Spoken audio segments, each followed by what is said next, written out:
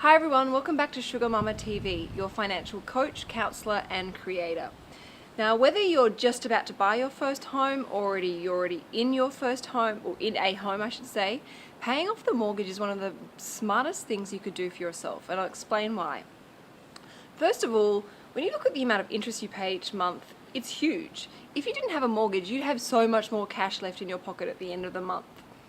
Secondly, when you look at all the amount of interest you've been paying the bank for the life of the loan, it adds up to be a huge amount of money. For example, say you buy a house for $550,000 and you borrow $450,000, so you had a $100,000 deposit. And the bank puts you on a 30-year mortgage, and we assume an average interest rate of around 6.5%. Now, over the life of that 30-year loan, you actually pay over $573,000 in interest, which means that $550,000 home that you bought actually cost you over $1.1 million.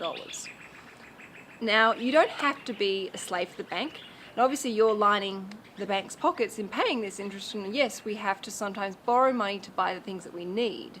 But if you have a mortgage and you live in that house, I recommend that you try and pay that off as fast as possible. The quicker you're out of personal debt, which is debt that's not deductible, doesn't give you any income benefits or any capital growth other than the growth of the property market, which is in relation to all the other properties anyway, that's another story. Pay the property off as fast as possible. And then you can start looking at other investments opportunities that exist where you can further your financial freedom. So step one, keep it simple, stupid.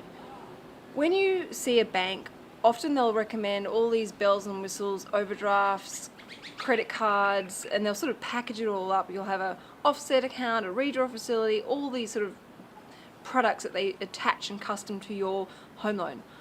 I personally don't recommend those. I say keep it as simple as possible. You should have one home loan, unless it's split, which is a separate conversation, and just try and focus on paying off that debt as fast as possible. Now, you definitely don't have to be a slave to the bank. A couple of simple tips and tricks can really help you pay off your home loan a lot sooner. And these are things that you can apply immediately. So, as I always say, let's get straight into it. 1, keep it simple, stupid. Often when we see mortgage brokers and the banks, they package these home loans for us that have all these bells and whistles. And yes, mathematically, they are supposed to work in helping us pay down our home loans quickly. However, from my experience in working with clients in debt reduction strategies, they don't work for everyone. Sometimes they can be incredibly distracting and they create a false sense of security and don't actually result in you paying off the home any sooner. I recommend trying to keep it as simple as possible. Have one home loan and work on paying that off as fast as possible. 2, know your numbers. Not only should you be regularly checking your internet banking for security, you should also know exactly how much your home loan is and also be monitoring the amount of interest you pay each month. Because when you see that large amount of money that's costing you just to have a mortgage in place in the first place, that will hopefully be your motivation to try and drive down your mortgage and see that interest repayment getting smaller and smaller each month as you start paying more and more off the home loan. So that also gives you a good benchmark to work from. So for example, say on my home loan, my interest repayment is $3,000 a month. Each time I pay some money off my home loan, I'm going to go and look at that interest repayment and see that my repayments are getting smaller, my interest repayments are getting smaller and smaller each month as I'm servicing more of the principal and actually paying down the principal over time. 3, tidy up your budget.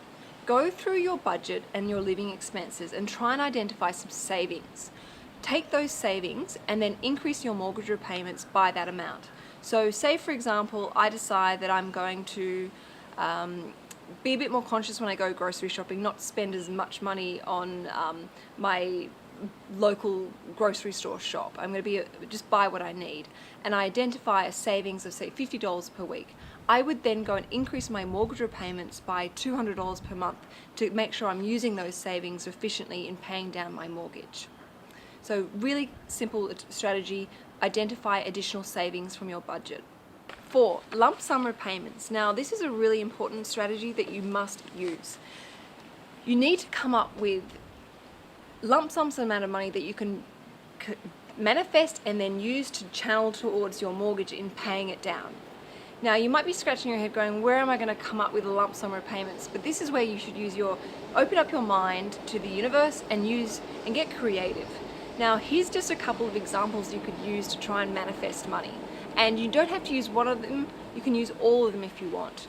So for example, you might decide you want to have a big garage sale and raise some money that way. Or you might decide to sell a whole pile of stuff on Gumtree or eBay. You might decide to take a second job on the weekend to earn a bit of extra cash. Or you might get a tax refund, or you might even ask for a pay rise or a bonus at work. Just try and manifest additional lump sums, and when you create and achieve those lump sums, throw them straight onto the mortgage so that you pay that mortgage down as fast as possible. Now, if interest rates go down while you're trying to pay off your home loan, that's fantastic. That's an amazing opportunity to try and pay off your home loan even sooner.